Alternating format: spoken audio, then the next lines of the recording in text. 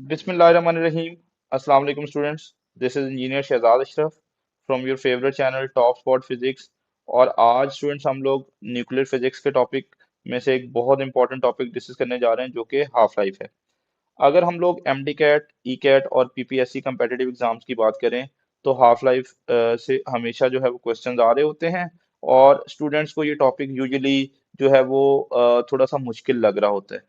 तो स्टूडेंट्स अगर आप लोग इस वीडियो को कम्प्लीटली देख रहे होगे तो आपको हाफ लाइफ से रेलिवेंट जितनी भी तमाम चीजें हैं इंशाल्लाह आप उनका आंसर जो है वो आसानी कर पा रहे होगे। इस वीडियो के अंदर हम लोग हाफ लाइफ क्या होती है, मुख्तलिफ चीज़ों की हाफ लाइफ डिस्कस कर रहे होंगे। साथ ही साथ में हम लोग रेडियो एक्टिव एलिमेंट की एक्टिविटी के बारे में बात करेंगे, कितने अनडिकेड एटम्स हैं, कितने डिकेड हैं, टाइम के साथ साथ अनडिकेड और डिकेड एटम्स पे क्या फ़र्क पड़ रहा होगा। इन तमाम बातों का जो है वो आंसर आपको इस वीडियो में मिल रहा होगा। और सेकेंडली स्टूडेंट्स इस वीडियो में M D cat past paper जो है उसके काफ़ी सारे मैंने सवाल रखे हुए हैं। तो इंशाल्लाह आपकी साथ ही साथ में जो है वो पास पेपर्स की प्रैक्टिस भी हो रही होगी।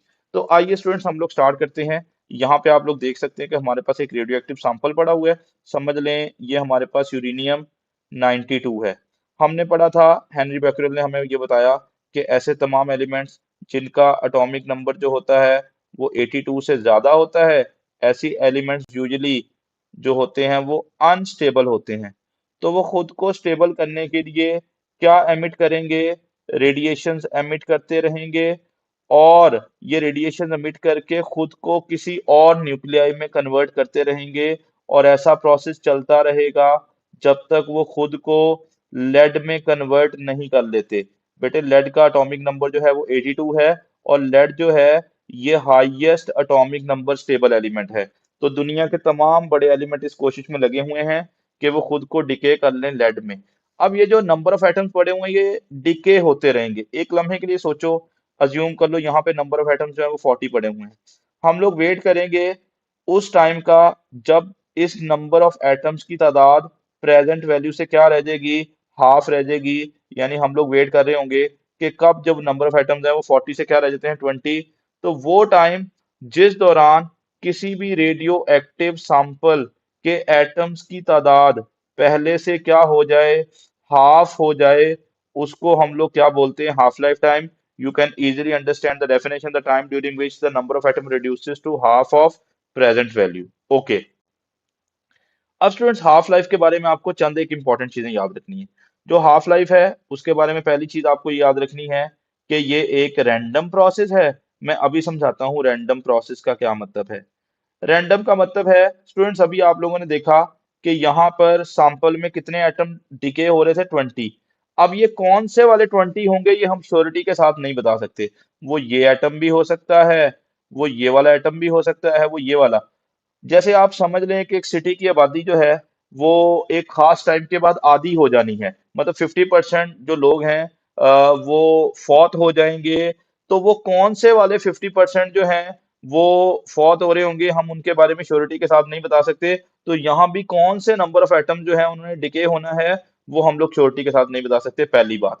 और दूसरी बात स्टूडेंट याद रखिएगा, जो हाफ लाइफ है वो कतन भी डिपेंड नहीं कर रही होती किन चीजों पे। जो मुख्तलिफ चीजों का हाफ लाइफ टाइम है that does not depend upon, ये कतन जो है वो डिपेंड नहीं कर रहा।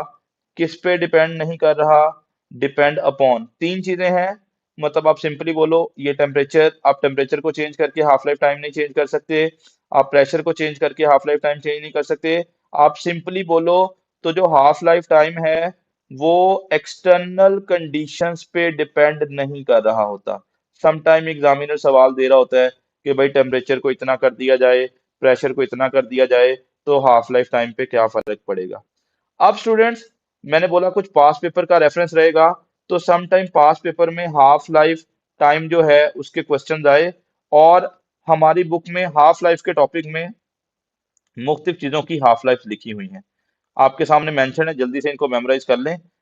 स्टूडेंट्स जो हमारे पास यूरेनियम 238 है, इसका हाफ लाइफ टाइम याद कर लें वो कितना है। यूरेनियम 238 का है 4.5 बिलियन ईयर्स। इसी तरह रेडियम 226 का 1620 साल। जो यूरेनियम 239 है इसका 23.5 मिनट्स और रेडॉन जो है उसका 3.8 डेज है। ये तमाम हाफ लाइफ टाइम्स जो हैं ये हमारी बुक में मेंशन्ड है, और मैंने बोला इनमें से पास पेपर में सवाल आए हुए हैं। तो स्टूडेंट्स यहाँ तक आपको जो मैंने बताया रेड ऑन तक तो याद करने हैं। रेड ऑन तक आपको तमाम हाफ लाइफ टाइम हमारी बुक में मेंशन है, लेकिन मैंने चंद एक चीजों के हाफ लाइफ टाइम और लिखे हुए हैं। अच्छा, ये कहाँ पर मौजूद है? हमारी बुक में टॉपिक है बायोलॉजिकल इफेक्ट्स ऑफ रेडिएशंस। वहां पे एक टेबल बना हुआ है, मैं पेज का नंबर बता रहा हूँ, जो पेज नंबर है वो 253 है।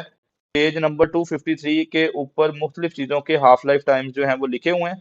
और एमडी कैट 2012 का जो पेपर हुआ था, वहां पे स्टूडेंट सोडियम का हाफ लाइफ टाइम पूछा गया था, और सोडियम का हाफ लाइफ टाइम याद रखिएगा, दैट विल बी 15 आवर्स।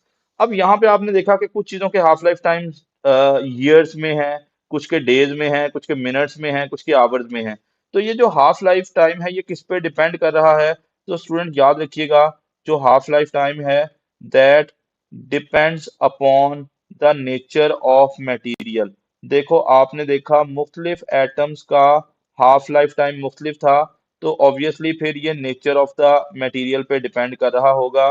तो अभी तक मैंने दो बातें बता दी कि हाफ लाइफ प्रोसेस जो है वो रैंडम प्रोसेस है, कोई से एटम भी डिके हो सकते हैं, और हाफ लाइफ टाइम जो है वो एक्सटर्नल कंडीशंस के ऊपर डिपेंड नहीं कर रहा होगा। फिर किस पे डिपेंड कर रहा है? नेचर ऑफ मटेरियल पे डिपेंड कर रहा है। आइए स्टूडेंट्स, अब हाफ लाइफ से रेलिवेंट कुछ इंपॉर्टेंट जो है वो डेवलपमेंट की तरफ चलते हैं। अभी हम लोग देखने जा रहे हैं कि कितने एटम डिके होने हैं वो कौन डिसाइड करेगा। स्टूडेंट्स, मैं यहाँ पे डेल्टा एन लिख रहा हूँ, डेल्टा एन के बारे में याद कर लो। ये डेल्टा एन क्या है? ये है नंबर ऑफ डिकेइंग एटम्स। कितने एटम जो हैं वो डिके होने हैं, ये किसका डिसीजन होगा? नंबर एक में याद रखिएगा, जो नंबर ऑफ डिकेइंग एटम्स है उसका ओरिजिनल नंबर ऑफ एटम्स के साथ क्या रिलेशन है? डायरेक्ट। आइए इस बात को अंडरस्टैंड कर लेते हैं। लेट्स सपोज हमारे पास एक रेडियो एक्टिव सैंपल है, ये लें। यहाँ पे मैंने उसके इनिशियल नंबर ऑफ एटम्स रखे स्टूडेंट्स 1000, और मैंने सेम रेडियो एक्टिव सैंपल वही है, मैं नंबर ऑफ एटम्स बदल रहा हूँ। यहाँ पे मैंने उसके नंबर ऑफ एटम्स रखे कितने भला? 100। एक लम्हे के लिए ज्यूम कर लें कि इन दोनों रेडियो एक्टिव सैंपल का जो हाफ लाइफ टाइम है वो, चूंकि एक ही सैंपल है तो इनका हाफ लाइफ टाइम सेम होगा। एक लम्हे के लिए ज्यूम कर लें कि इनका हाफ लाइफ टाइम जो है वो 1 आवर है। स्टूडेंट बताइएगा कि 1 आवर के बाद ये जो रेडियो एक्टिव एलिमेंट है इसके कितने एटम्स जो है वो डिके हो जाएंगे? जितने भी पड़े हुए हैं उसके आधे जो है वो डिके हो जाने हैं। तो यहाँ पे कितने नंबर ऑफ एटम डिके हो रहे हैं? 500 जो है वो क्या हो गए? डिकेड हो गए। अब बताओ जरा, ये जो रेडियो एक्टिव एलिमेंट है ये भी सेम है, इसको भी मैंने 1 आवर का टाइम दिया, तो 1 आवर में इसके नंबर ऑफ एटम्स पहले से हाफ रह जाएंगे। यानी अगर 100 था तो इसके आधे एलिमेंट्स जो हैं वो डिके हो चुके हैं। तो इसके कितने डिके हो रहे हैं स्टूडेंट्स?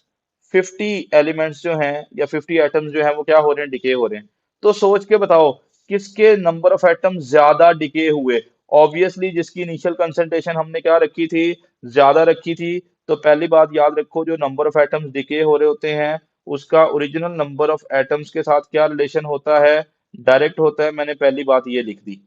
ओके।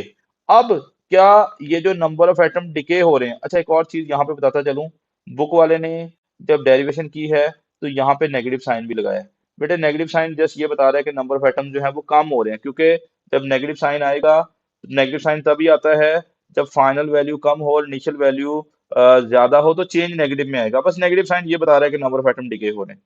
अच्छा, अब स्टूडेंट्स, क्या जो नंबर ऑफ एटम डिके होते हैं उसके बारे में एक और फैक्टर भी जो है वो डिसाइड कर रहा होता है। मैं दूसरी बात लिख रहा हूँ, जितने नंबर ऑफ एटम डिके होने हैं उसका टाइम के साथ क्या रिलेशन आ रहा है? डायरेक्ट रिलेशनशिप आ रहा है। आइए इस बात को भी अंडरस्टैंड कर लेते हैं। यहाँ पे देखो, मैंने एक रेडियो एक्टिव सैंपल लिया था, और मैंने यहाँ पे स्टूडेंट्स इनिशियली जो उसकी कंसंट्रेशन रखी थी वो पहले मैंने 1000 एटम एक के लिए थे और 100 दूसरे के। अब की दफा मैं दूसरे के भी 1000 एटम ही लूंगा। क्यों बोला? क्योंकि बेटे जब हमने टाइम फैक्टर को देखना है तो हमें initial number of atom same रखने पड़ेंगे, ताकि बाकी जब एक चीज का इफेक्ट स्टडी कर रहे होते हैं तो बाकी तमाम चीजें हम लोग कांस्टेंट रख रहे होते हैं। तो स्टूडेंट्स, हमारे पास ये दो रेडियो एक्टिव सैंपल पड़े हुए हैं, और ये दोनों सेम मटेरियल के हैं। इनका हाफ लाइफ टाइम 1 आवर है। मैंने पहले वाला जो रेडियो एक्टिव मटेरियल है उसको टाइम दिया कितना भला? 1 आवर का टाइम दिया। और दूसरे वाले को स्टूडेंट्स हम लोग टाइम दे रहे हैं कितना भला? 2 आवर्स का। जल्दी बताओ, पहले वाले को जब हम लोग 1 आवर का टाइम देंगे तो उसके नंबर ऑफ एटम जो है वो 1000 से कम होके कितने रह जाएंगे 500, इसका मतलब है डिके कितने हुए 500।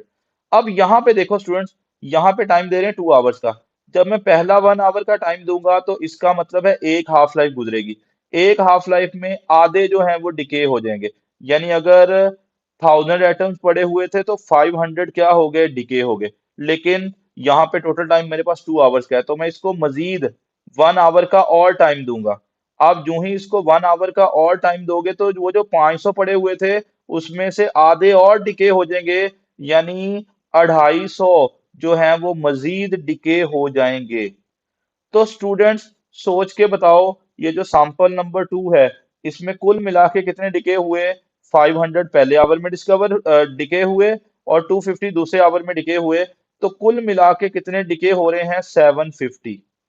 जबकि ये जो पहले वाला हमारे पास सैंपल पड़ा हुआ था इसके सिर्फ डिके हो रहे थे कितने भला, 500। जल्दी बताओ किसके नंबर ऑफ एटम ज्यादा डिके हो रहे हैं। ऑब्वियसली जिसको हम टाइम क्या दे रहे हैं ज्यादा। देखो इसको मैंने 2 आवर्स दिए, इसके 750 डिके हुए। और इसको मैंने 1 आवर दिया, इसके जो है वो सिर्फ जो है वो 500 डिके हो रहे हैं। तो मैंने दूसरी बात लिख दी कि किसके ज्यादा नंबर ऑफ एटम डिके होने हैं, जिसके जिसको आप टाइम क्या दे रहे होगे, ज्यादा दे रहे होगे। तो ये मेरे पास आ गई इक्वेशन नंबर 2। अब स्टूडेंट्स एक काम करें, इन दोनों इक्वेशंस को कंबाइन करके लिख लें। आप जो ही दोनों इक्वेशंस को कंबाइन करके लिखोगे तो जो रिजल्ट्स होंगे वो कुछ इस तरह के होंगे। जो डेल्टा एन होगा that will be proportional to minus n not delta t आ जाएगा। और स्टूडेंट्स यहाँ से प्रोपोर्शन हटा के we will be using the constant. तो जैसे आप प्रोपोर्शन हटाओगे जो कांस्टेंट की वैल्यू आएगी वो लैम्डा होगी। Delta N is equal to minus lambda N not delta t. अभी तक हमारे पास एक बड़ी इंपॉर्टेंट जो है वो इक्वेशन आ चुकी है। और मैं इस इक्वेशन से दो बहुत ही इंपॉर्टेंट चीजें जो है वो डिफाइन करने जा रहा हूँ। ओके, अब मैं आगे जाने से पहले ना एक चीज बता दूं कि यहाँ पर जो लैम्डा है ना इसके बारे में याद कर लो बेटे, ये कांस्टेंट है। और इसका नाम क्या है, इसका नाम है डिके कांस्टेंट। ठीक है, ये डिके कांस्टेंट है। अब बच्चों यहां से ना हमें क्या करना है, डेल्टा टी को दूसरे एंड पे जाके डिवाइड कर देना है। डेल्टा टी दूसरे एंड पे जाके डिवाइड होगा। आइए डिवाइड करते हैं डेल्टा टी को दूसरे एंड पे। जो ही डिवाइड करेंगे स्टूडेंट्स, यहाँ पे बनेगा डेल्टा एन तो पहले से मौजूद था। बताओ डेल्टा टी यहाँ पे आके क्या हो जाएगा, डिवाइड हो जाएगा। और इस साइड पे बताएं हमारे पास क्या बचा, माइनस को अगर हम छोड़ दें, माइनस ये बता रहा है कि नंबर ऑफ एटम्स कम हो रहे हैं।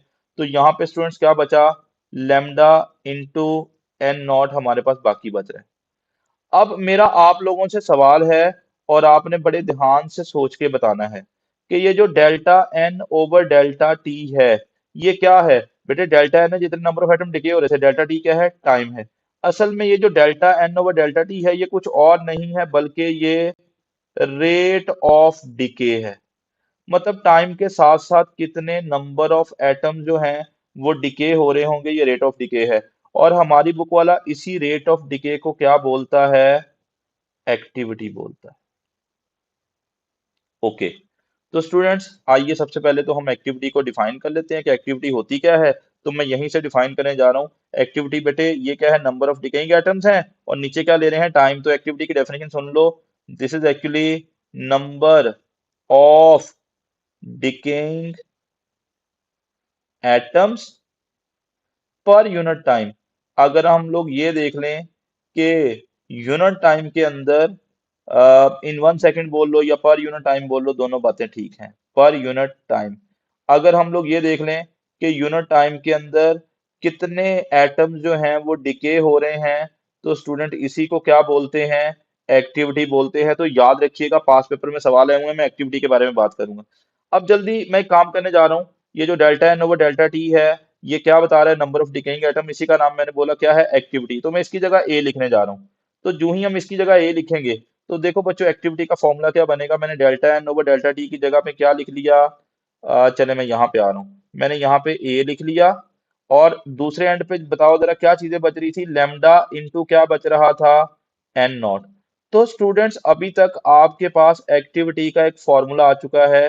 मैंने लिख दिया लेमडा इंटू एन नॉट। जब भी वो आपसे एक्टिविटी पूछे तो आपने दो काम करने हैं। जितना डिके कांस्टेंट है उसको आपने मल्टीप्लाई कर देना है किसके साथ भला? जितने नंबर ऑफ एटम्स उस टाइम मौजूद हैं, number of atoms present at that time, आपने उन दोनों से मल्टीप्लाई कर लेना है। तो आपके पास एक्टिविटी आ रही होगी। मैं अभी पास पेपर का एक सवाल जो है वो यहाँ पे ले रहा हूँ, लेकिन याद रखिएगा पहले आपको इसके यूनिट्स याद कर लेने। बेटे एक्टिविटी के जो यूनिट्स हैं वो 3 यूनिट्स हैं, इनको याद कर लें, ये भी पूछे जा रहे होते हैं। एक्टिविटी का जो सबसे पहला यूनिट है वो है बैक्यूरल। आपको पता है radio activity was discovered by Henry Becquerel, तो इसी के नाम पे यूनिट है। और 1 बैकरल का मतलब है बेटे 1 डिसइंटीग्रेशन पर सेकंड। अगर 1 सेकंड में कितने एलिमेंट जो है वो डिसइंटीग्रेट हो रहे हैं, एक एटम टूट रहा है, तो एक्टिविटी को 1 बैकरल बोलेंगे। ये इसका एसआई यूनिट है, याद रखिएगा। बैकरल जो है वो SI unit of the activity है। एक्टिविटी का एक बड़ा यूनिट है जिसे हम लोग क्या बोलते हैं? क्यूरी बोलते हैं। और क्यूरी के बारे में स्टूडेंट्स याद रखिएगा, 1 क्यूरी जो है वो 3.7 मल्टीप्लाई बाय 10 की पावर 10 डिस इंटीग्रेशन पर सेकेंड। यानी अगर 1 सेकेंड में 3.7 10 एटम जो है वो डिके हो रहे हैं, तो एक्टिविटी जो होगी वो हमारे पास कितनी होगी? 1 क्यूरी होगी। And there is another unit of activity, that is Rutherford. हमारे पास एक्टिविटी का एक तीसरा यूनिट है जो कि रदरफोर्ड है। रदरफोर्ड के बारे में याद कर लो। 1 रदरफोर्ड जो है वो 10⁻⁻6 डिस इंटीग्रेशन पर सेकंड के बराबर होगा। तो यहाँ पे मैंने अभी तक दो चीजें आपको बताई। एक तो स्टूडेंट एक्टिविटी का फॉर्मूला, आपने डिके कांस्टेंट को और जितने नंबर ऑफ एटम्स मौजूद है उनको मल्टीप्लाई कर लेना है। और नंबर 2 पे आपने एक्टिविटी के यूनिट्स देख लेने हैं। अब पास पेपर में एक सवाल आया, तब स्टूडेंट्स को समझ ही नहीं आ रही थी एक्टिविटी क्या है।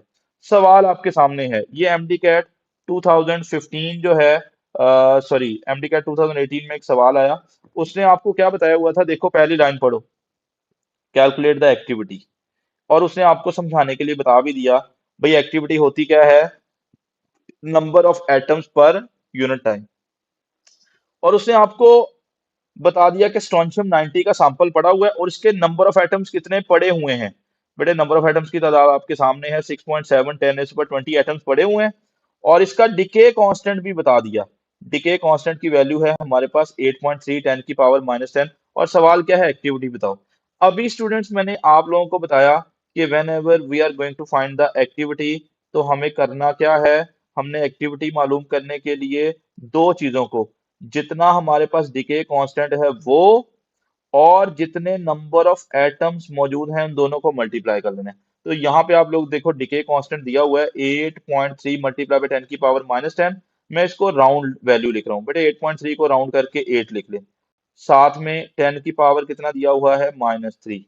अब नंबर ऑफ एटम्स भी आप लोग देख सकते हो, ये देखो 6.7 मल्टीप्लाई बाय 10 की पावर जो है वो 21 नंबर ऑफ एटम्स दे रखे हैं। अब 6.7 को राउंड करो, 6.7 को राउंड करके हम लोग 7 लिख लेते हैं, तो कितना बना? नंबर ऑफ एटम्स कितने हैं? 7 मल्टीप्लाई बाय 10 की पावर कितना है हमारे पास स्टूडेंट्स? 10 की पावर जो है वो 21 है। यहाँ पे गलती रही, ये जो है डिके कांस्टेंट के साथ -3 नहीं आ रहा, इसको रेज कर लेते हैं। यहाँ पे उसने -10 दिया हुआ है। चलें यहाँ पे मैं रेज करने जा रहा हूँ। हमें डिके कांस्टेंट की वैल्यू 8.3 मल्टीप्लाई बाय 10 की पावर -10 थी। अब बड़ी सिंपल कहानी है, 8 को 7 से मल्टीप्लाई करें तो कितना बना?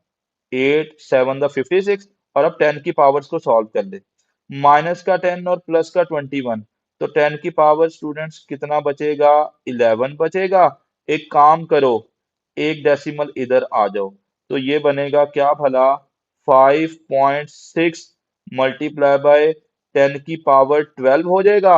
और चूंकि सारी चीजें ऐसा यूनिट में पुट कर रहे हो, लिहाजा आपका एक्टिविटी का यूनिट भी ऐसा यूनिट में आएगा। और मैंने अभी आपको एक्टिविटी का यूनिट ऐसे यूनिट बताया जो कि क्या होगा? बैक्यूरल होगा। तो लिहाजा हमारा यहाँ पर जो राइट आंसर होगा दैट विल बी 5.6 10⁻12 बैक्यूरल। तो एक्टिविटी को बड़े अच्छे से आप लोगों ने क्या कर लिया? स्टूडेंट्स अब हम लोग एक्टिविटी में एक और इम्पॉर्टेंट जो है वो कंसेप्ट डिस्कस करने जा रहे हैं। एक्टिविटी का फॉर्मूला तो देख लिया, मैं एक दफा दोबारा फॉर्मूला लिखने जा रहा हूँ और मैं आपको उसकी इंपॉर्टेंस समझाना चाह रहा हूँ। जो हमने एक्टिविटी के लिए एक्सप्रेशन लिखा that was A is equal to lambda into N था। यहाँ पे ना दो चीजें याद रखिएगा स्टूडेंट्स, ये जो लैम्डा है ये कुछ और नहीं है बल्कि ये डीके कांस्टेंट है। और जब तक हम एक ही रेडियो एक्टिव सैंपल ले रहे होंगे, मतलब सेम रेडियो एक्टिव मटेरियल होगा, तो लैम्डा की वैल्यू कांस्टेंट रहेगी। और ये एन क्या चीज है, स्टूडेंट्स बोलते हैं इनिशियल नंबर ऑफ एटम, लेकिन ज्यादा बेहतर है स्टूडेंट्स इसको लिख लो, ये है क्या भला, नंबर ऑफ एटम्स प्रेजेंट, जितने नंबर ऑफ एटम जो हैं वो उस टाइम मौजूद हैं। अब यहाँ पे ना एक बड़ी इंपॉर्टेंट बात आपको पता है, जो रेडियो एक्टिव सैंपल होता है उसके नंबर ऑफ एटम हमेशा एक जैसे नहीं रहते, वो टाइम के साथ साथ क्या होते रहते हैं, कम होते रहते हैं। तो डिके कांस्टेंट तो एक कांस्टेंट है, जो एक्टिविटी है, अगर आप मटेरियल नहीं चेंज कर रहे तो एक्टिविटी का नंबर ऑफ एटम्स के साथ क्या रिलेशन बन रहा है, डायरेक्ट। अब आपको पता है रेडियो एक्टिव सैंपल में नंबर ऑफ एटम हमेशा एक जैसे नहीं रहते, तो एक्टिविटी भी हमेशा एक जैसी नहीं रहेगी। और आपने देखा था जो रेडियो एक्टिव सैंपल है उसके नंबर ऑफ एटम्स डिक्रीज करते रहते हैं।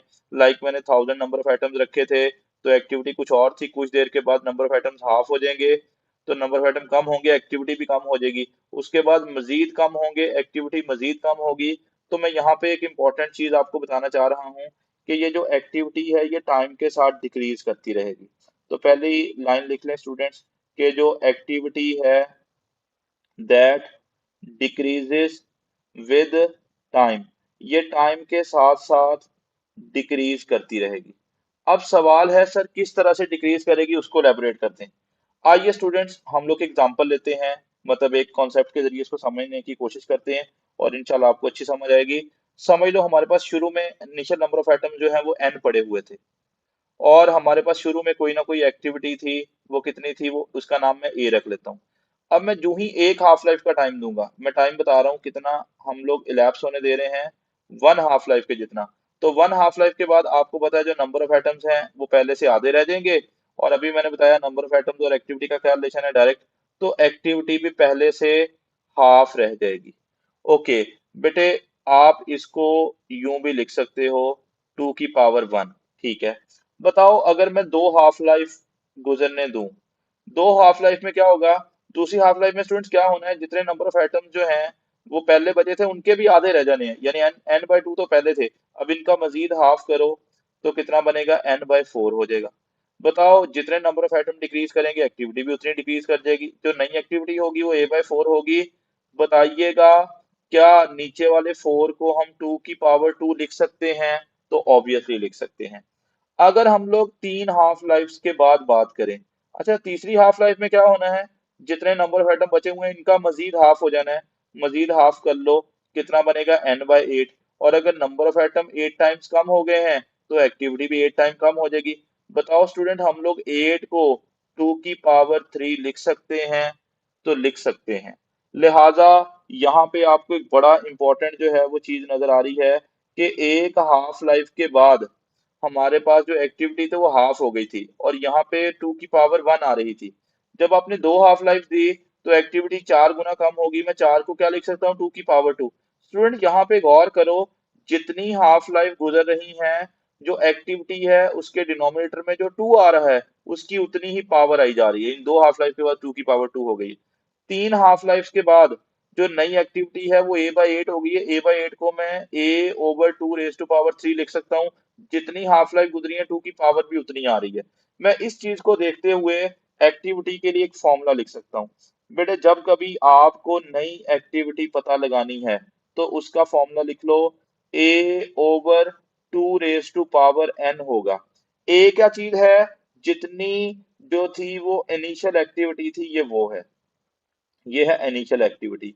और स्टूडेंट्स यहाँ पर जो n है इसके बारे में याद कर लो, ये नंबर ऑफ हाफ लाइफ्स हैं। तो जब भी आपको नंबर ऑफ हाफ लाइफ्स दे के आपको पूछे नई एक्टिविटी कितनी हो जाएगी, तो you will be using this one expression. Hopefully आपको समझ आ गई होगी कि एक्टिविटी जो है वो टाइम के साथ साथ कैसे डिक्रीज कर रही है।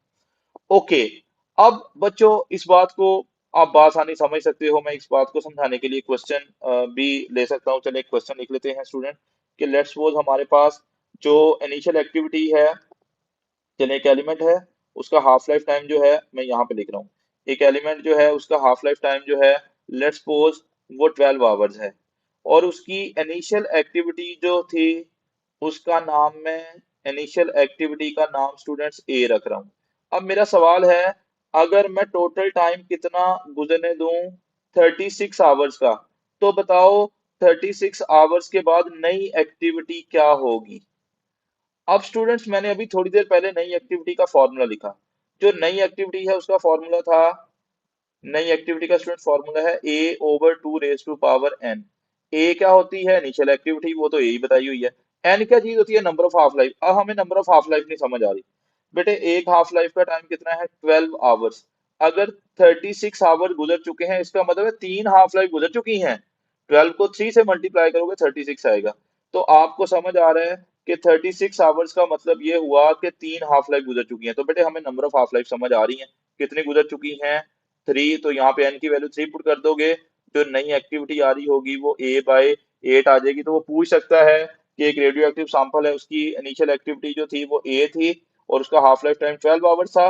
बताओ 36 आवर गुजरने के बाद नई एक्टिविटी क्या हो जाएगी। बेटे आपने फौरी समझना है कि 36 आवर्स का मतलब है 12 को 3 से मल्टीप्लाई करें 36 बनेगा, 3 हाफ लाइफ गुजर चुकी हैं और 3 हाफ लाइफ के बाद एक्टिविटी आपके सामने है।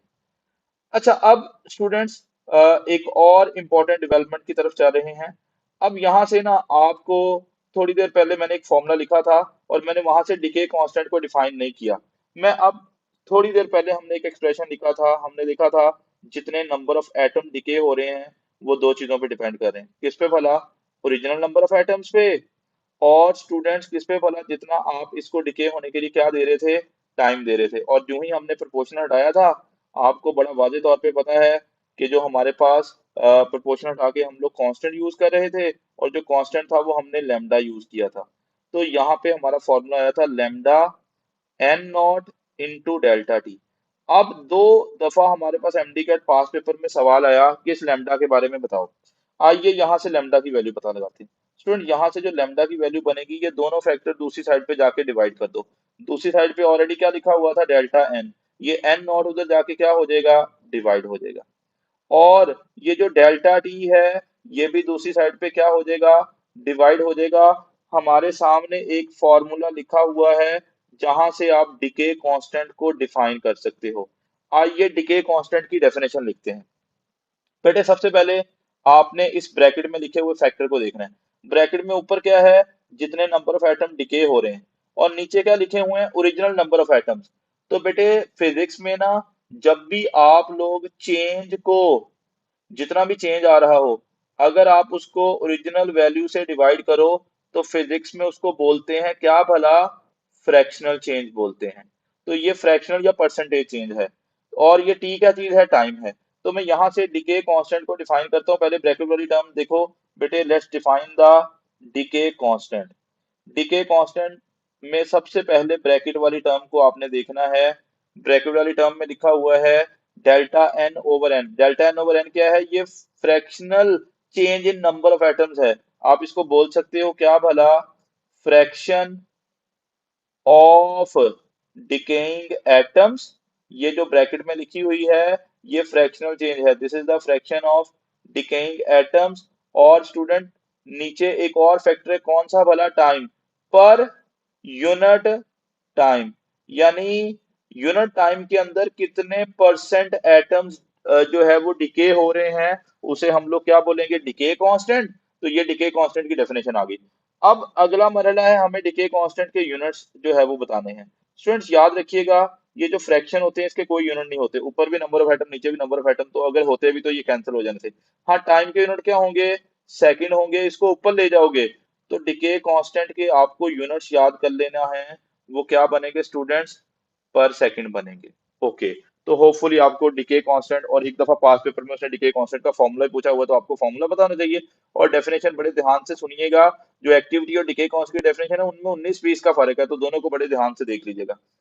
अब स्टूडेंट जब हम हाफ लाइफ का टॉपिक पढ़ रहे होते हैं ना, तो यहाँ पे कुछ और चीजें पूछी जा रही होती हैं। वो आपसे पूछ रहा होता है हाफ लाइफ बताओ क्या होती है, मीन लाइफ क्या होती है, कंप्लीट लाइफ क्या होती है। तो हम तीन चीजों को डिफरेंशिएट करने जा रहे हैं। नंबर एक में हम लोग बात करने जा रहे हैं about the half life. Okay, और यहीं पे स्टूडेंट्स हम लोग बात कर रहे होंगे किसकी भला, मीन लाइफ की। मीन लाइफ भी बोलते हैं, एवरेज लाइफ भी बोलते हैं। तो मीन लाइफ आ जाए या एवरेज लाइफ आ जाए, ये वर्ड आ सकता है।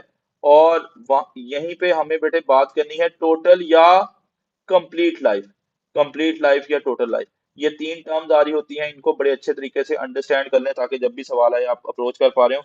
बेटे हाफ लाइफ टाइम के बारे में आपने पढ़ा था कि हाफ लाइफ क्या होती है, जिस दौरान किसी भी रेडियो एक्टिव एलिमेंट के आधे नंबर ऑफ एटम्स, कितने वाला n/2 बोल लो, या इसको आप कह सकते हो 50% एटम जो है वो क्या हो जाएं, डिके हो जाएं। जितनी देर में किसी भी रेडियो एक्टिव एलिमेंट के 50% नंबर ऑफ एटम जो है वो डिके हो जाए उसे हम हाफ लाइफ बोलते हैं। और स्टूडेंट्स, हमारे पास एक रिलेशन है जो दो चीजों को रिलेट कर रहा है, किसको भला, डिके कांस्टेंट को और हाफ लाइफ टाइम को। आपने एक फॉर्मूला याद रखना है, डिके कांस्टेंट और हाफ लाइफ टाइम, इन दोनों चीजों का प्रोडक्ट जो है वो कांस्टेंट रहता है, और वो कांस्टेंट कितना होता है, 0.693 भी लिख सकते हो या नेचुरल लॉग ऑफ 2 भी लिख सकते हो। तो ये ऐसा फॉर्मूला है जहां पे जब कभी आपको डिके कांस्टेंट दे के हाफ लाइफ पूछी जाए या हाफ लाइफ दे के डिके कांस्टेंट पूछा जाए, आप इसको यूज कर सकते हो। तो आइए स्टूडेंट, यहाँ से हम लोग हाफ लाइफ का फॉर्मूला ड्राइव कर लेते हैं। यहाँ से जो हाफ लाइफ टाइम का जो फॉर्मूला बनेगा वो कितना होगा, 0.693 ओवर क्या आ जाएगा, डिके कांस्टेंट। तो ये फॉर्मूला आपको याद रखना है। यहाँ पे जब भी डिके कांस्टेंट देके हाफ लाइफ पूछे या हाफ लाइफ देके डिके कांस्टेंट पूछे तो आप ये फॉर्मूला यूज कर रहे होगे। जैसे यहाँ पे पास पेपर एमडी कैट 2018 में एक सवाल आया जो आपके सामने आ रहा है। स्टूडेंट, इस सवाल को बड़े ध्यान से देखिएगा। यहाँ पे उसने बताया हुआ है कि हमारे पास एक रेडियो एक्टिव एलिमेंट है, उसके बारे में कुछ चीजें बता दी हैं। उसने उसका डिके कांस्टेंट बता दिया है, कितना है, 4.3 मल्टीप्लाई बाय 10 की, और पूछ क्या रहा है, बताओ इसकी हाफ लाइफ टाइम क्या होगा। तो मैंने अभी स्टूडेंट्स आपको डिके कांस्टेंट और हाफ लाइफ टाइम के बीच में रिलेशन बताया कि जो डिके कांस्टेंट है वो और जो हाफ लाइफ टाइम है, दोनों का प्रोडक्ट जो है वो क्या रह रहा होगा, कांस्टेंट रह रहा होगा, और ये कांस्टेंट कितना होगा, 0.693। अब वो आपसे पूछ क्या रहा है, हाफ लाइफ। बेटे यहाँ से t1/2 की वैल्यू पता लगा लो। जो t1/2 की वैल्यू आएगी वो 0.693 ओवर क्या आ जाएगा, लेमडा आ जाएगा। अब आपने वैल्यू सब्स्टिट्यूट करनी है, मैं थोड़ी आसानी करता हूँ, दो डेसिमल इधर चले जाओ। बेटे इसको लिखोगे 69.3 मल्टीप्लाई बाय दो डेसिमल इधर गए हो तो -2 लिख लो। और आपको डिके कांस्टेंट बताया हुआ है 4.3 मल्टीप्लाई बाय 10 की पावर 3। मैं 4.3 को लिख रहा हूँ 43, और ये +3 था, +3 में एक कम कर देंगे तो प्लस का 2 बचेगा, मैं एक डेसिमल राइट साइड पे चला गया।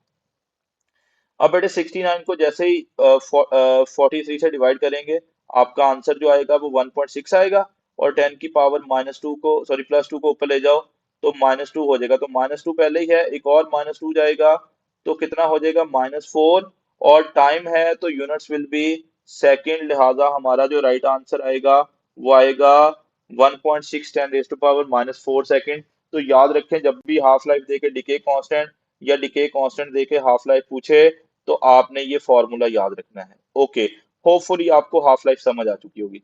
अब बेटे हम लोग बात करते हैं मीन या एवरेज लाइफ की। आइए मीन या एवरेज लाइफ को समझते हैं।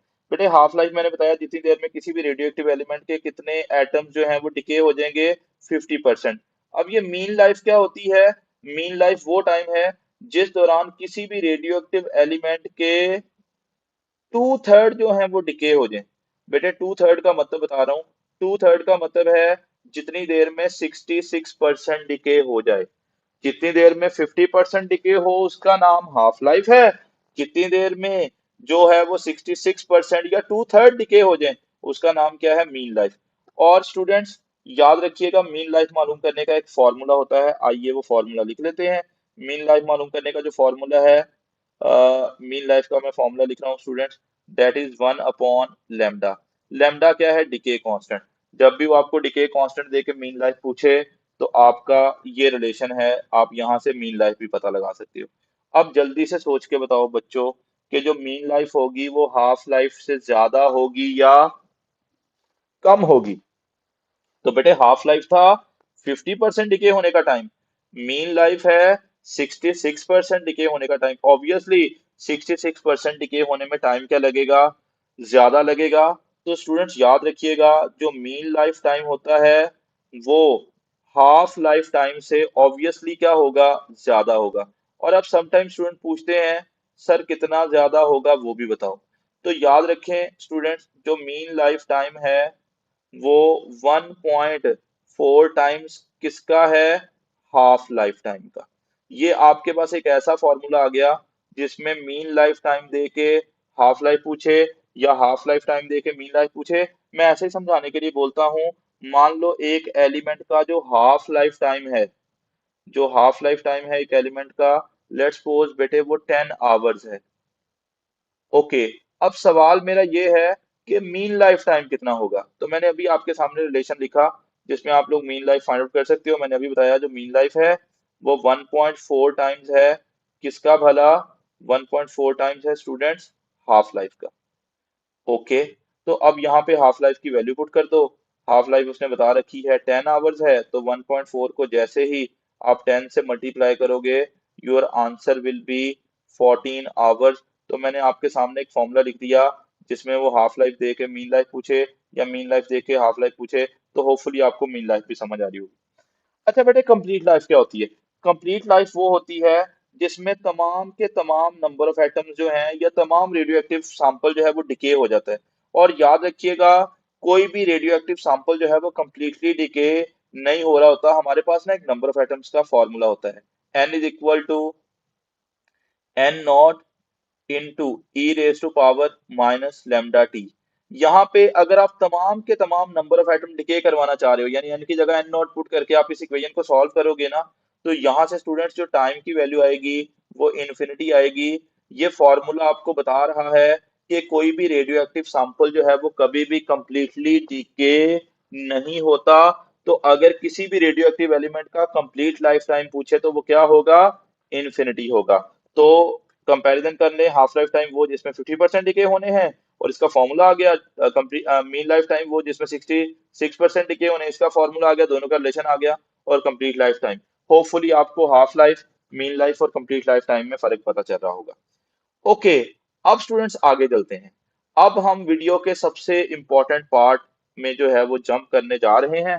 स्टूडेंट्स एक चीज याद रखिएगा कि वो कभी कभी आपसे डिकेड, अनडिकेड और मुख्तलिफ चीजें पूछ रहा होगा। तो मैं पहले 3 फॉर्मूले लिखने जा रहा हूँ, इन फॉर्मूला को ध्यान से सुन लो। अगर तो ये काम दे रहे हो तो बहुत बेहतर है, लेकिन इसके अलावा आपको एक टेबल बताऊंगा जहां से चीजें आपको बहुत अच्छे से समझ आ रही होंगी। तो स्टूडेंट जल्दी से हम लोग पहले कुछ चीजों के फॉर्मूले लिखते हैं। समटाइम वो आपसे पूछेगा कितने एलिमेंट्स जो हैं वो अनडिकेड हैं। अनडिकेड का फॉर्मूला याद कर लो student, that is n over 2 raise to power n, या n naught over 2 raise to power n, जो मर्जी सोच लो। बेटे यहाँ पे n नॉट क्या है, जितने नंबर ऑफ एटम्स प्रेजेंट हैं। मैं इसको बोलूंगा ये प्रेजेंट नंबर ऑफ एटम्स हैं कि अभी कितने बचे हुए हैं, एक बात, मतलब जितने मौजूद हैं। और स्मॉल n क्या चीज है, नंबर ऑफ हाफ लाइफ्स हैं। तो जब भी आपको पूछे कितने एलिमेंट बाकी बच गए हैं, आप ये वाला फॉर्मूला यूज कर रहे होंगे अनडिकेड का। और कभी कभार पूछेगा कितने डिके हो गए हैं, तो मैं आपको डिके का फॉर्मूला भी बता रहा हूँ। तो बेटे अगर वो डिकेड पूछे, कहानी बड़ी आसान है। जितने में शुरू में नंबर ऑफ एटम पड़े हुए थे, समझ लो वो एन नॉट थे, उसमें से जितने बाकी बच गए हैं उनको माइनस कर दो, तो आपको समझ आ जाएगा कितने डिके हो गए हैं। तो डिकेड के लिए क्या करोगे, जितने नंबर ऑफ एटम शुरू में थे, अब उनमें से जितने बच गए हैं, बेटे कितने बचे हैं, ऊपर अनडिकेड का मैंने फॉर्मूला लिखा था, N nought over 2 raise to power n है। तो यहाँ से आपको पता चल रहा होगा कितने डिकेड हो गए हैं। तो ये जो मैंने सामने फॉर्मूला लिख रखा है ये डिकेड का है। और एक तीसरा फॉर्मूला जिसको मैं यूज कर रहा हूँ वो याद कर लो, T is equal to n into t half life. अब इस फॉर्मूले में भी तीनों चीजें पता हैं, मतलब मैं बता देता हूँ, और इसका मैं यूटिलाइजेशन अभी कुछ सवाल लूंगा तो वहां पे आपको समझ आ रहा होगा। स्टूडेंट इस फॉर्मूले में याद कर लें, ये जो टी है ये जितना भी टोटल टाइम उसने बताया होगा वो है, ये जो स्मॉल टी है ये टोटल टाइम है। जो एन है बच्चों, बार बार बोल रहा हूं, ये नंबर ऑफ हाफ लाइव्स हैं। ओके, और T1/2 तो सबको पता है, ये हाफ लाइफ टाइम है। आपको ये तीनों फॉर्मूले याद कर लेने, क्योंकि कभी कभार वो अनडिकेट पूछेगा, कभी डिकेट पूछेगा, और कभी ये नीचे वाला फॉर्मूला यूज हो रहा होगा। आइए स्टूडेंट्स अब एक टेबल बनाते हैं और चीजों को अच्छे तरीके से समझने की कोशिश करते हैं। मैं एक टेबल में ना 3 चीजें लिखने जा रहा हूँ। मैं सबसे पहले स्टूडेंट्स जो है वो बात कर रहा हूँगा कि कितनी हाफ लाइफ गुजर चुकी हैं। यहाँ पे we will be discussing about the number of half life. Okay, यहाँ पे स्टूडेंट्स हम लोग बात कर रहे होंगे कितने एलिमेंट्स बाकी बच गए हैं, यानी अनडिकेड की। यहाँ पे आपकी तवज्जो चाहिए होगी, अगर आप तवज्जो से नहीं सुन रहे तो आप जो है वो बड़े इंपॉर्टेंट क्वेश्चन जो है उनको सॉल्व नहीं कर पा रहे होंगे। और यहाँ पे स्टूडेंट्स मैं बात कर रहा हूँगा कि कितने एटम्स जो हैं वो क्या हो गए हैं, डिकेड हो गए। आइए वन बाय वन समझते हैं। अगर मेरे पास एक हाफ लाइफ का टाइम दूं तो स्टूडेंट जल्दी से बताओ, एक हाफ लाइफ के बाद अनडिकेड कितने बचेंगे? जितने शुरू में थे उसके आधे बच जाएंगे। लेकिन सम टाइम वो आपसे परसेंटेज पूछ रहा होता है, तो बेटे परेशान नहीं होना। अगर वो परसेंटेज पूछे तो सिंपली आपने 100 से मल्टीप्लाई कर लेना है, यानी n/2 को आप 100 से मल्टीप्लाई करोगे तो ये 100 को जब 2 से डिवाइड करोगे तो इसका मतलब 50% क्या हो गए हैं, बाकी बचे पड़े हैं, यानी अनडिकेड हैं। तो डिके कितने हुए हैं? ऑब्वियसली आधे जो हैं वो डिके हो गए हैं। स्टूडेंट्स n/2 ही डिकेड होंगे। n/2 का मतलब है कितने डिके हो चुके हैं, 50%। ये बड़ी सिंपल स्टोरी है कि एक हाफ लाइफ के बाद आधे अनडिकेड बचेंगे, आधे डिकेड बचेंगे। अब बच्चों बताइएगा, अगर दो हाफ लाइफ गुजर जाए, दो हाफ लाइफ, अब दो हाफ लाइफ में क्या होना है, जितने पहले बचे हुए थे उनका मजीद हाफ हो जाना है। बताओ जब आप n/2 का मजीद हाफ करोगे कितना आ जाएगा, n/4 आ जाएगा। यानी दो हाफ लाइफ के बाद बेटे बाकी पूछे तो कितना होगा, n/4। और n/4 को परसेंट में कन्वर्ट करोगे तो जब 4 को 100 से मल्टीप्लाई करोगे ना, आपका आंसर आएगा कितना भला, 25% जो है वो बाकी बचे हैं। बचे हुए बाद में बताता हूँ, जो सॉरी जो डिकेड है बाद में बताता हूँ, पहले अनडिकेड देख लें। एक हाफ लाइफ के बाद अनडिकेड कितने होंगे, n/2। दो के बाद n/2 का भी आधा हो जाना है। जब n/2 का आधा करोगे तो बेटे n/4 हो जाएगा। n/4 का मतलब है 1/4, 1/4 का मतलब है 25%। बताओ अगर तीन हाफ लाइफ गुजर जाए, बेटे तीसरी हाफ लाइफ में क्या होना है, जो बचे हुए थे उसका मजीद आधा हो जाना है। तो n/4 को जब मजीद आधा करने के लिए यानी आप 2 से डिवाइड करोगे तो अब नंबर ऑफ एटम्स कितने बचेंगे, n/8। और n/8 का मतलब है 12.5%। आपको परसेंटेजेस भी याद करनी है। और अगर स्टूडेंट्स मैं चार हाफ लाइफ का टाइम दूं तो चौथी हाफ लाइफ में क्या होना है, जो बचे हुए हैं उसका मजीद आधा हो जाना है। तो n/8 का मजीद आधा करोगे तो n/16, आप परसेंटेज बनाओगे तो 6.25% बनेगी। और अगर पांच हाफ लाइफ की बात करें तो n/16 का मजीद आधा करोगे तो n बाय कितना हो जाएगा, 32। और परसेंटेज बेटे 6.25 का मजीद आधा कर लो, 3.125। आपको परसेंटेजेस भी याद होनी चाहिए। फिलहाल मैंने एक चीज बताई कि अगर वो आपको नंबर ऑफ हाफ लाइफ बता के अनडिकेड पूछे तो सीक्वेंस आपके सामने है।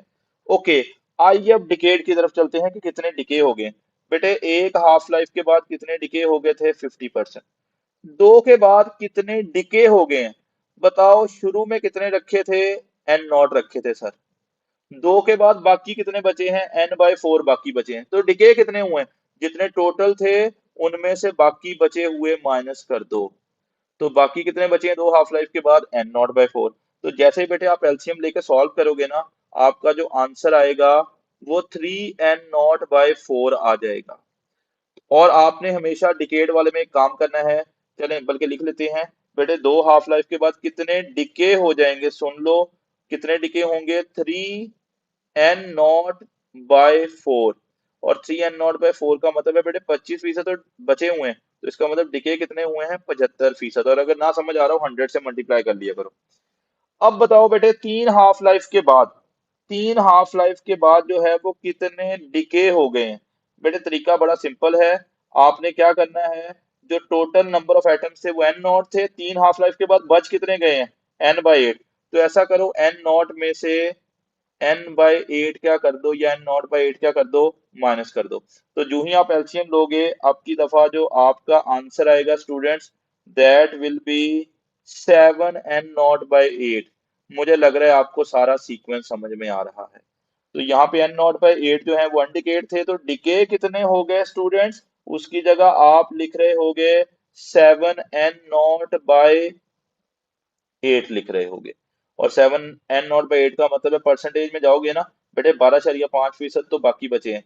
तो जो डिके हो गए हैं वो 87.5% डिके हो गए हैं। परसेंटेजेस भी याद कर लीजिएगा। ओके, चार हाफ लाइफ के बाद n0/16 तो बचे हैं, जो डिके होंगे वो कितने होंगे, 15n0/16। और अगर मैं सॉरी, यहाँ पे मुझे 16 लिखना है।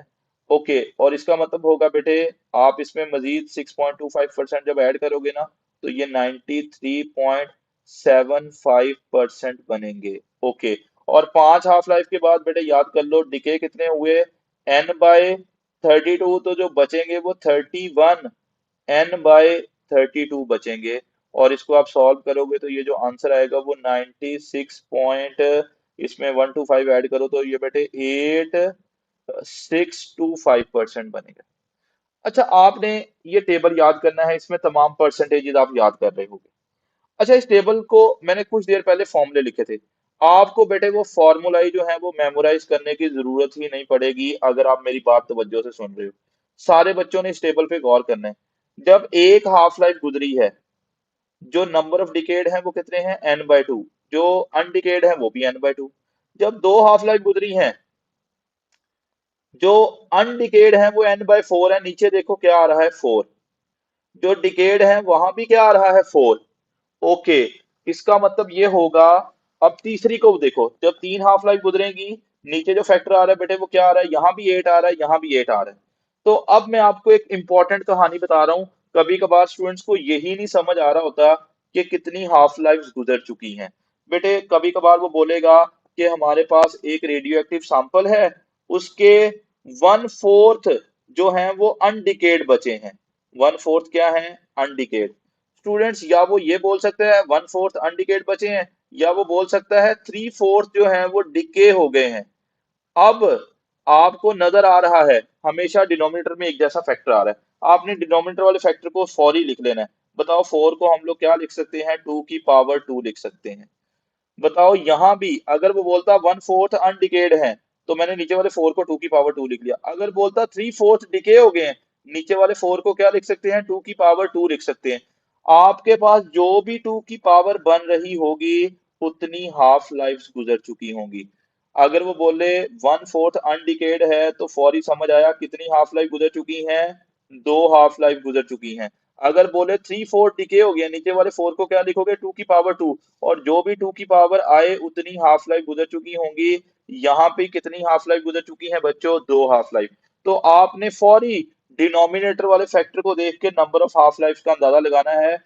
जल्दी से आइए गैस करो बच्चों। अगर मैं बोलूं एक रेडियो एक्टिव सैंपल है, उसके 1/8 जो है वो अनडिकेड है, जल्दी सोच के बताओ कितनी हाफ लाइफ गुजरी होंगी। बेटे आप 8 को क्या लिखोगे, 2 की पावर 3 लिखोगे। इसका मतलब है कितनी हाफ लाइफ गुजर चुकी हैं, 3 हाफ लाइफ गुजर चुकी हैं। या वो एक और बात भी बोल सकता था कि 7/8 जो हैं वो क्या हो गए हैं, डिके हो गए हैं। तो बेटे आप ऊपर वाले फैक्टर को छोड़ो, आपने डिनोमिनेटर को देखना है। बताओ डिनोमिनेटर वाला जो 8 है उसको हम लोग क्या लिख सकते हैं, 2 की पावर 3 लिख सकते हैं। आपको फौरी समझ आना है कितनी हाफ लाइफ गुजर चुकी हैं। तो आपने फौरी डिनोमिनेटर वाले फैक्टर को देख के नंबर ऑफ हाफ लाइफ का अंदाजा लगाना है। आइए मैं 2 सवाल लेता हूं और फिर हम वीडियो के एंड की तरफ जा रहे हैं। होपफुली आपको वीडियो में मजा आ रहा होगा। और बच्चों अगर आप एमडी कैट, ई कैट या पीपीएससी कंपेटिटिव एग्जाम्स की तैयारी कर रहे हैं, तो आप इस चैनल को सब्सक्राइब कर लें और बेल आइकन को प्रेस कर लें। यहाँ पे एमडी कैट की बहुत सारी वीडियोस जो हैं वो अवेलेबल हैं। और अगर आप इससे रेलिवेंट जो है वो कुछ एमसीक्यूज पूछना चाह रहे हो, कोई टॉपिक नोट्स चाह रहे हो, तो नीचे डिस्क्रिप्शन में कॉन्टैक्ट नंबर जो है वो भी शेयर कर रखा है। स्टूडेंट्स आप वहां पे व्हाट्सएप के थ्रू रब्ता कर सकते हो।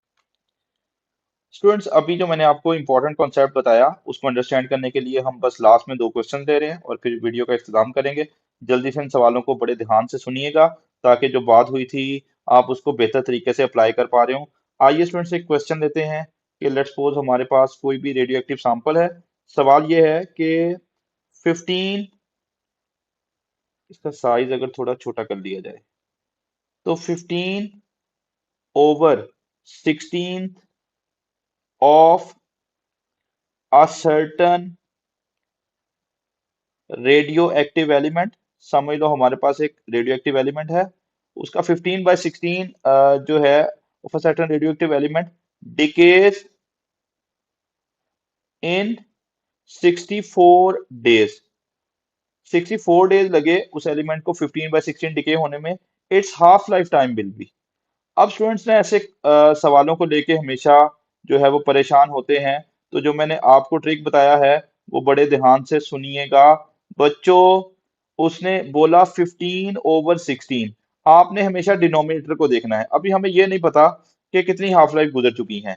तो स्टूडेंट्स आपने गौर करना है 15/16 पे। तो हमारे पास देखो 16 को हम लोग क्या लिख सकते हैं, 15 ऐसे लिखा, जो नीचे डिनोमिनेटर में 16 आ रहा है उसको 2 की पावर क्या लिख सकते हैं, 4। और जितनी भी 2 की पावर आ रही हो उतनी हाफ लाइफ गुजर चुकी होंगी। इट मीन्स हमारे पास कितनी हाफ लाइफ गुजर चुकी हैं बेटे, 4। और वो आपको फोर हाफ लाइफ गुजरने का टाइम बता रहा है 64 डेज है। स्टूडेंट्स उसने आपको 4 हाफ लाइफ्स का टाइम बता दिया, 64 डेज है। और सवाल ये है कि बताओ एक हाफ लाइफ का टाइम कितना होगा। तो 4 को दूसरी साइड पे जाके क्या कर दो, डिवाइड कर दो। जो ही 64 को आप 4 से डिवाइड करोगे, आपका आंसर जो आएगा वो 16 आ जाएगा। तो हमारा जो राइट आंसर होगा वो 16 डेज होगा। स्टूडेंट्स को हमेशा यही नहीं समझ आ रही होती कितनी हाफ लाइफ गुजर रही है। तो मैंने आपको ट्रिक बताया कि आपने डिनोमिनेटर को देखना है, और डिनोमिनेटर को देखते हुए हमेशा हाफ लाइफ का अंदाजा लगा लेना है। तो हमने अंदाजा लगा लिया। स्टूडेंट्स एक और कॉम्प्लिकेटेड क्वेश्चन की तरफ आ रहे हैं, और यहाँ से आपको अच्छी समझ आ रही होगी अगर आप ध्यान से बैठ रहे होगे। तो सुनिएगा बेटे कि चलें, मैं कहता हूं 31/32 of a certain radio active sample. हमारे पास एक सर्टन रेडियो एक्टिव सैंपल है, और उसका जो 31 और 32 पार्ट है वो डिके हुआ है, डिकेड इन, लेट्स सपोज मैं कहता हूं कि 20 डेज में, 20 डेज लगे, और 20 डेज में उसका 31/32 पार्ट जो है वो डिके हो गया। अब सवाल ये है कि 75% of same sample will decay in. ये थोड़ा सा कॉम्प्लिकेटेड सवाल है, लेकिन जो मैंने अप्रोच बताई थी स्टूडेंट वो अप्लाई कीजिएगा। ओके, जल्दी से बेटे आपने परेशान नहीं होना। आपने 31 और 32 को रीड किया, तो यहाँ पे लिखा हुआ है 31/32। बताओ 32 को क्या लिख सकते हैं, 2 की पावर 5 लिख सकते हैं। अब 2 की पावर 5 का मतलब है कितनी हाफ लाइफ गुजर चुकी हैं स्टूडेंट्स, हमारे पास 5 हाफ लाइफ गुजर चुकी हैं। और उसने आपको 5 हाफ लाइफ का टाइम बता दिया है कि 31/32 होने में 20 दिन लगे। इसका मतलब 5 हाफ लाइफ में 20 दिन लगे हैं। तो इट मीन जो 5 हाफ लाइव्स हैं उनका टाइम कितना है, 20 डेज है। स्टूडेंट्स बताओ एक हाफ लाइफ का टाइम कितना होगा, 20/5, this comes out to be 4 days. अब स्टूडेंट्स हमसे एक हाफ लाइफ का तो टाइम पूछा ही नहीं हुआ, सर आप वो क्यों निकाल रहे हो। तो बेटे वो पूछ रहा है बताओ 75% सैंपल जो है वो कितने दिनों में डिके हो जाएगा। बेटे एक लम्हे के लिए सोचो, अगर मैं एक एलिमेंट को एक हाफ लाइफ का टाइम दूं, एक हाफ लाइफ के बाद मैंने बताया था, चले मैं आसानी करता हूं आपके लिए। मैंने बताया था एक हाफ लाइफ के बाद कोई भी जो रेडियो एक्टिव सैंपल है, एक हाफ लाइफ के बाद उसका 50% डिके हो जाता है, और 50% बाकी बच जाता है। 2 हाफ लाइफ के बाद उसका 75% डिके हो जाता है। अब देखो वो सवाल में बोल क्या रहा है कि बताओ 75% डिके होने में कितना टाइम लगेगा। बेटे आपको परसेंटेजेस भी याद होनी चाहिए। 75% का मतलब है कितनी हाफ लाइफ का टाइम पूछ रहा है, 2 हाफ लाइफ का। तो अभी आपने एक हाफ लाइफ का टाइम जो है वो 4 डेज पता लगाया। तो बताओ 2 हाफ लाइफ का टाइम कितना होगा। Obviously that will be 2 × 4, that comes out to be 8 days. तो स्टूडेंट्स होपफुली आपको ये जो है वो हाफ लाइफ का टॉपिक पसंद आया होगा। और अगर आपको ये वीडियो अच्छी लगी है तो कमेंट सेक्शन में अच्छा सा कमेंट करें बच्चों। और मजीद वीडियोस के लिए आप प्लेलिस्ट में जाके एमडी कैट ई कैट की प्लेलिस्ट है, वहां पे एमडी कैट से रेलिवेंट तमाम वीडियोस जो हैं वो अवेलेबल हैं। और डिस्क्रिप्शन में मेरा कॉन्टैक्ट नंबर भी अवेलेबल है। आप अगर कोई आपके सवालात हैं या आप कुछ टॉपिक नोट्स के बारे में बात करना चाह रहे हो तो आप उस नंबर पर रब्ता कर सकते हो। Thank you for the patience listening. Allah Hafiz.